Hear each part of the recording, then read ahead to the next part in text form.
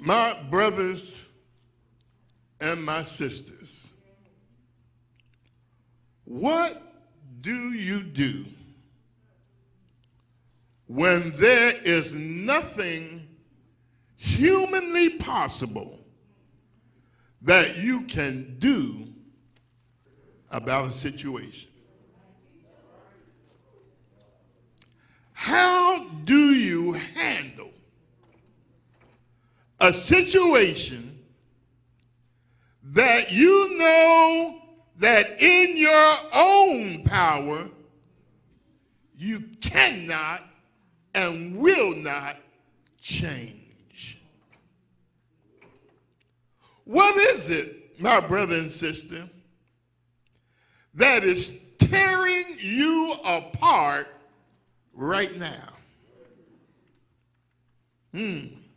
What is it that is worrying you, making it hard for you to sleep at night? What is it that you know in your life that needs fixing, but it seems like there is no fix on the horizon? Today, in Psalm 46, I want to give you God's word on what to do when you find yourself with a situation that you can't fix. Let me share with you the backdrop in which Psalm 46 was written. The dreaded Assyrian army has marched upon and surrounded the city of Jerusalem. King Hezekiah, who was the king of Jerusalem, saw that his situation was hopeless. The Assyrian army has conquered many cities and treated their conquered cities ruthlessly. The fear of the Assyrian army was all over the land. King Hezekiah knew that in his power alone, he and his army would be no match against these Assyrian marauders. King Hezekiah found himself with a situation that he himself could not fix. When King Hezekiah was about to throw in the towel and surrender to the Assyrian army, Isaiah, the prophet of God, sent him word that though this Assyrian army problem was too much for him, that it was not too big for God. And God would take care of his Assyrian problem. And guess what? God used one angel to defeat the entire Assyrian army.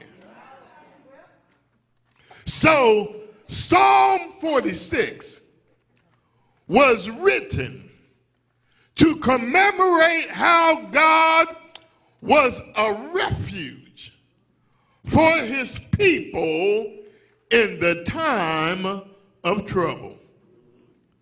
Psalm 46 is titled A Psalm of Confidence in God Our Refuge.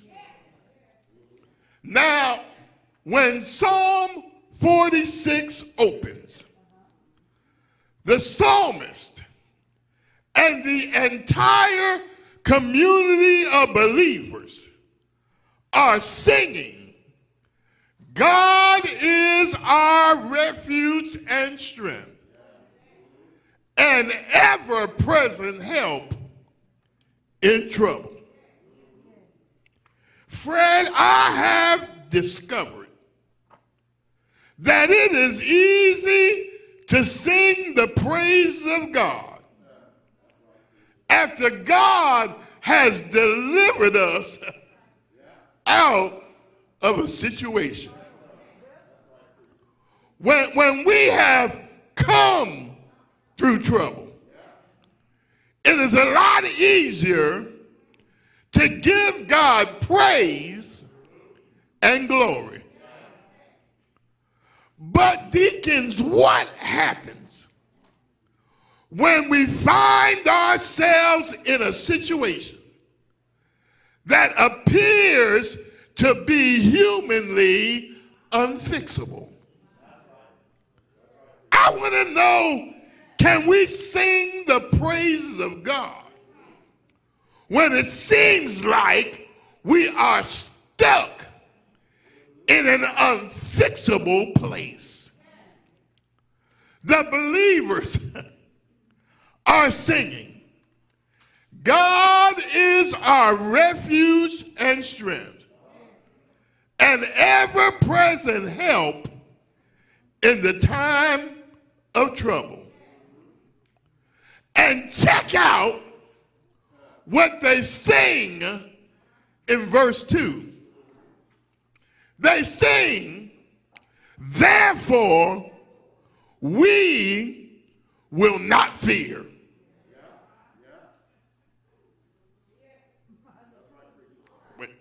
Wait a minute. Stop the tape. Therefore, we will not fear. Now listen, New Providence. I know that what the believers here are singing should be our Christian practice. But if I can be transparent and truthful to you, let me say this clearly. Life can present us with some scenarios that will cause you and cause me to wrestle with fear. Am I right about it? I don't want to live a life of fear. I don't want to be afraid. I want to live a life of complete trust in God. But I will be the first to admit that I am not there quite yet. And guess what? You aren't either. I nor you have spiritually matured to the place that we have conquered all of our fears. But, somebody say but. I'm so glad that the Lord is helping us to conquer our fears.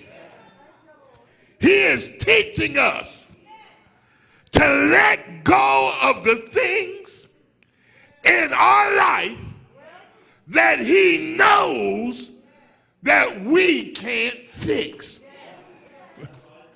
Those things that brings fear into our lives, and trust him to work things out. In verses 1 through 9, the psalmists and the community are singing now about the majesty and power of their God. But when we get, hallelujah, to verse 10, God decides to interrupt the community's description of him in song. And God, guess what? He decides that he's going to speak for himself. And how many of you this morning know that when God speaks, you and I need to listen? Somebody said, God speaks for himself. What does God speak?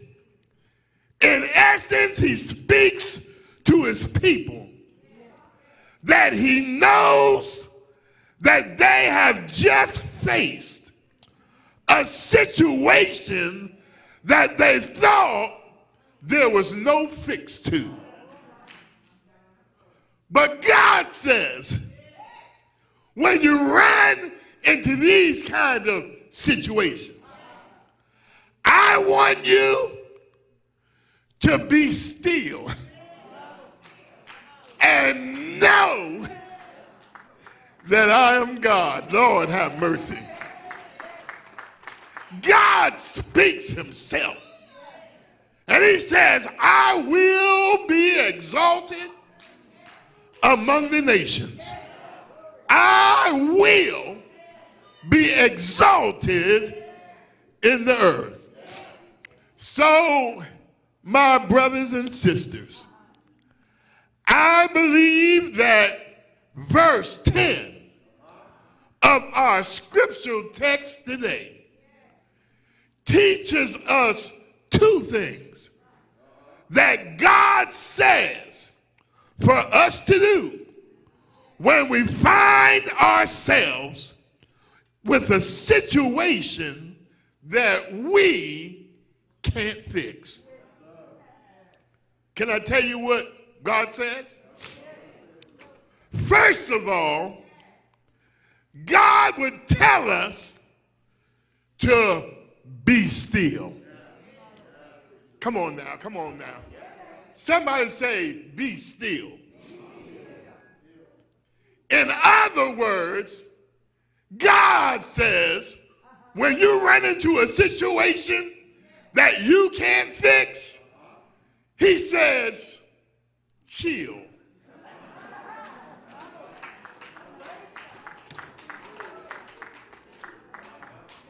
He says, relax. Lord, have mercy. He says, be still. There you go. Fred said, take a pause. Some of us are too fast. We run ahead of God and make our situations worse. And listen, we often run ahead of God because we allow stress to get the best of us. Come on, come on. Let's tell the truth. There are some things in life that can stress you out. Oh, Lord, I'm in a holy crowd here, but Anybody in here ever been stressed out? And when we get stressed out, we run ahead of God and try to handle what's stressing us in our own power. Anybody here ever been stressed out on the job? How about in your marriage? I know they sit beside you, but how many of us who have had children got stressed out by our children? Come on now, come on now. Some of us got family members that stress us out. And when we are stressed, we often try to relieve our stress by any means necessary. We try to solve with humanity that which can only be solved by divinity. Lord have mercy. God says, relax. Be still. I've got this.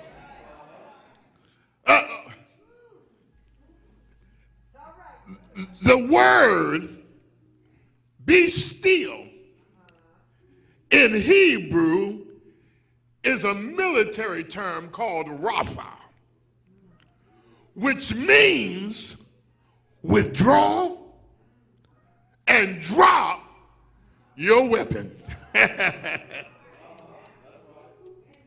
God says, be still. Drop your weapon. Relax. I've got this. It's out of your hands. You're not big enough in your own self to fight this battle. Lord have mercy. Somebody look at your neighbor and say, chill. Say, relax. Let God handle it. All right, I'm keeping you too long. Secondly, when we find ourselves with a situation that we, in our own power, can't fix, God, here in this passage, would tell us all you need to pause and do is remember the past. Lord, have mercy.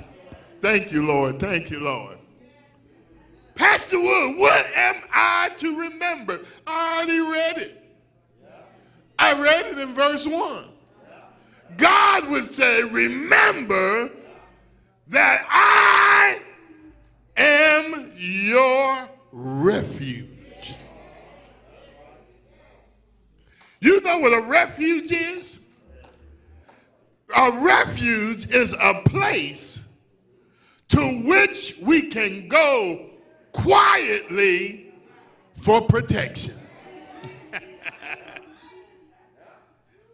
God says, I am your refuge.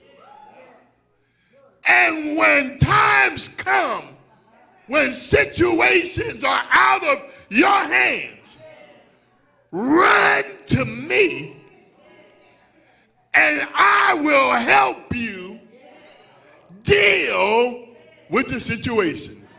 Wait a minute, I'm in the church of believers. Is there anybody here that ever had to run to God for his refuge, for his help, for his protection?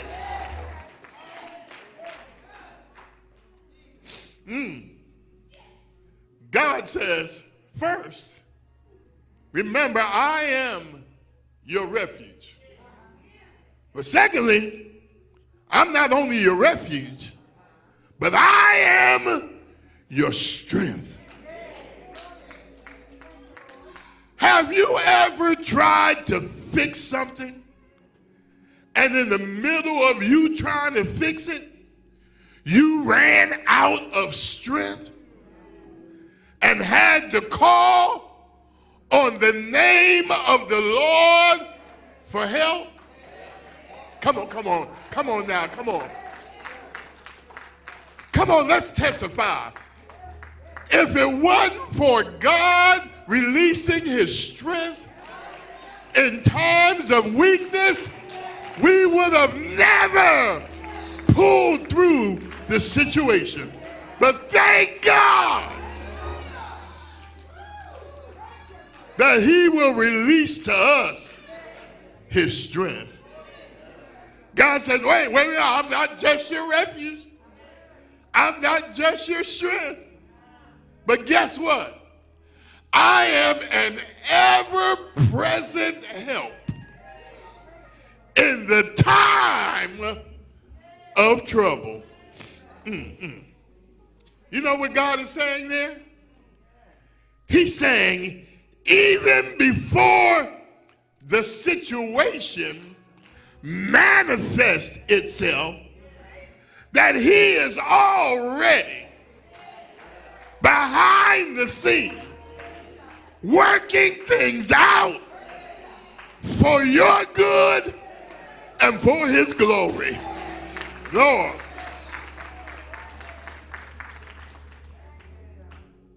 I don't know about you, but I'm so glad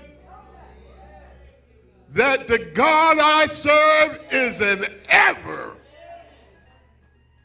somebody say ever present help in the time of trouble. Y'all know trouble shows up whenever it wants to.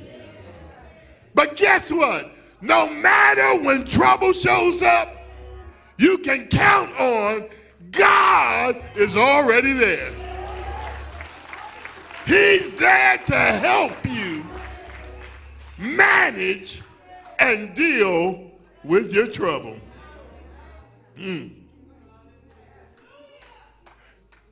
All right, I'm through. I'm through. Wait a minute, I got one more thing.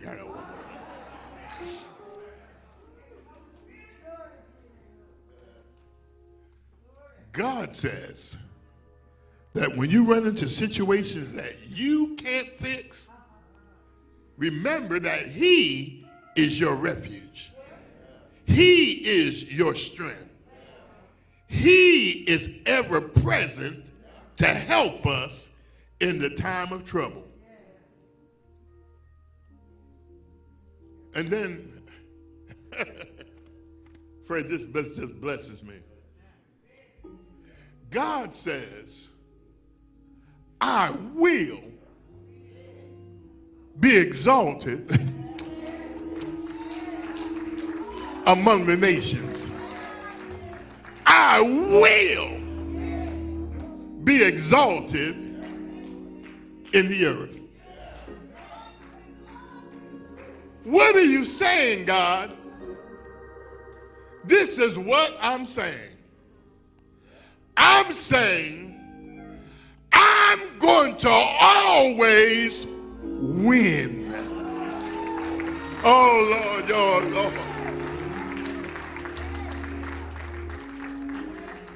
He said, I will be exalted in the nations. He will be exalted in the earth. So what God is saying, whether a person believes or doesn't believe, I will be exalted. When it comes down to the bottom line, I will get the glory. I will get the praise. So, my brothers and sisters, when you run into situations that you can't fix, trust in the Lord with all your heart and lean not to your own understanding. In all your ways, acknowledge him. And guess what? He will. I said he will. I said he will direct your paths.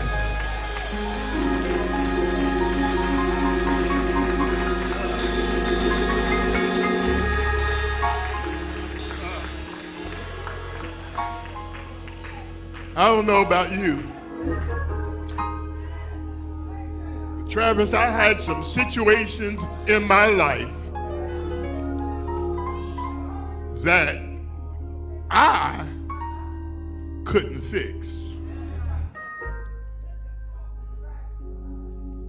And I'll be honest with you, when those situations and those circumstances came up in my life, I wrestled between depression and faith. Oh Lord,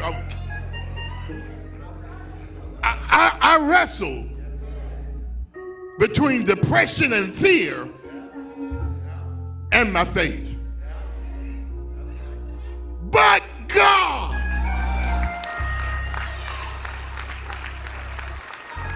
reminded me that, Wood, there are some things that you can't fix. Give it to me. Guess what? I'll either fix it or I'll give you the strength to handle and cope with it. Oh, Lord.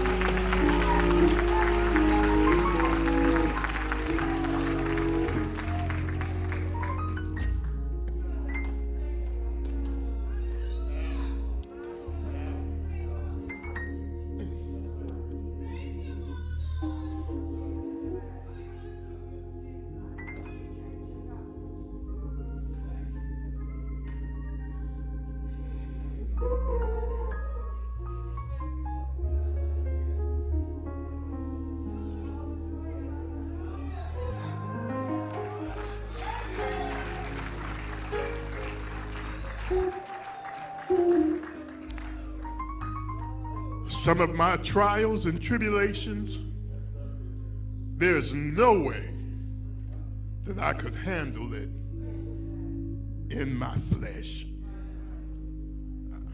Nothing humanly possible that I could do to change my circumstances.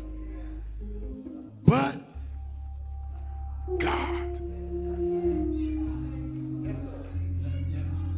either healed me or gave me the strength. In other words, his grace was sufficient for me, made me in my weakness, in the situation I could not handle. He gave me the strength to be able to cope and deal with it.